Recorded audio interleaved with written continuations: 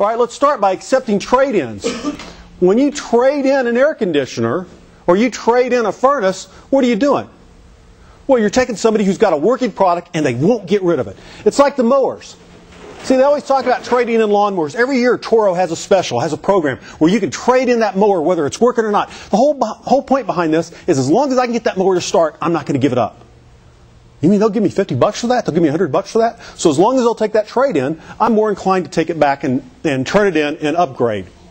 On your furnace stickers, you ought to always have something in there about a trade-in. Okay, advertise in church newsletters, HOAs newsletters, and political newsletters. These are off-the-market places to advertise, and they're often cheap to advertise in those.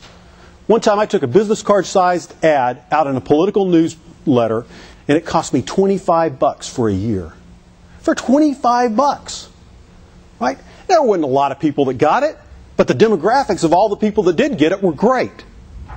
Look for all of these out-of-the-way, smaller newsletter venues that you can advertise in. And don't forget to barter from time to time. I ran a 65-location contracting company. We got our television commercials produced by Barter. We did some work for a TV production company, and they produced a commercial for us, which we were able to use. It was really good. Okay? And it was better than what we would have gotten if we spent our own money. Buy remnant advertising. Every newspaper, every radio station has unused space. Okay? When the radio station has unused space, unused time, what do they do with it?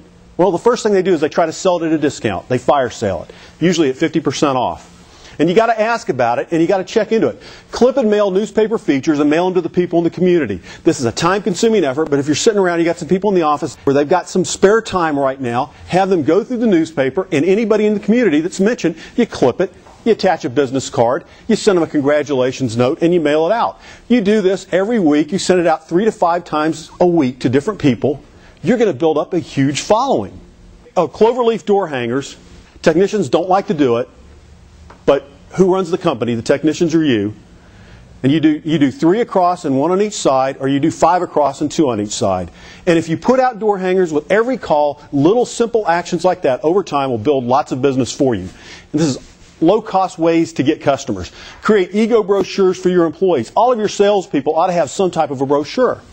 All of your technicians ought to have some type of a marketing piece, something that promotes them. We call it an ego piece because it features them and it talks about their philosophy and their views and their experience. But it builds them up with the customer. And they become proud to pass that out. And when they become proud to pass that out, they're more likely to pass it out and distribute it, which draws more people to them and more people to your company. How much does a $100 savings bond cost? Anybody? $50. What's the perceived value? $100. Okay? So why don't you double your dollars off with savings bond? Instead of offering $50 off or offering $100 off, offer a $200 savings bond. Or offer a $100 savings bond. Or offer a $50 savings bond. Isn't that the type of thing that seniors like to give to their grandkids? It's a great marketing piece. Give commercial customers an employee discount. If you call on commercial shops, if you do their service work, put together a piece like this, and what you do is you go through it and you change that to whatever the company's name is, okay, and you change it to Best Buy or whatever, Jones Law Firm employee discount. And so you're offering a 15% discount. It's not a huge one. You're offering the same thing that you give to your service agreement customers, and they pass it out to their employees. They've got an implicit endorsement of you because they already use you for their commercial work. It's free marketing. Give everyone in your company business cards. It is the simplest, lowest cost marketing tool we've got, and we often overlook it. Give large area employers an employee discount. Have them stick it in their paycheck. These are some of the things that we got. We got discounts from companies all over the place. From the Men's Warehouse to different restaurants to steaks, you name it. They all appeared in our paycheck. You know how you get in those paychecks? You approach a big employer and you talk to the human resource person and you ask. Could you do that with some companies around here? Absolutely. How many of you are in a civic club, Rotary Lions Optimus? Oh, shame on the rest of you. You need to get involved. Does that drive business for you? The way they drive business, it's not because you get a whole ton of business from the people that are in the service club, although you do get some, but these are centers of influence. They're the people that other people call when they need to know, who do I get to do plumbing work? Who do I call for HVAC? And if you're the guy they know because you're in the club, you're the one that gets the referrals. It's a business driver. Plus, it's a good way to give back to the community. When you go into a retail store, when you go into a donut shop, when you go into a dry cleaners, look around. A lot of times you'll see places on the counter where you can leave business cards for people. Put some type of coupon business card out there and leave it for people. Put coupon magnets on the break rooms of the refrigerators of your commercial customers. Here's an idea of a coupon magnet. Actually, this magnet is scored. This is for giving to a homeowner because you just pull this out, and then this is a picture frame magnet sized for a kid's school picture. What you're doing is you're earning your refrigerator real estate. See, I want refrigerator real estate. I want anything that keeps them out of the competition pages, the yellow competition pages. So why don't we do other things like wind chill charts? We've got heat index charts. Come up with useful information on magnets that keep people out of the yellow pages and earn a spot on that refrigerator. And these stainless steel refrigerators, I think they ought to be banned. I think they ought to be outlawed.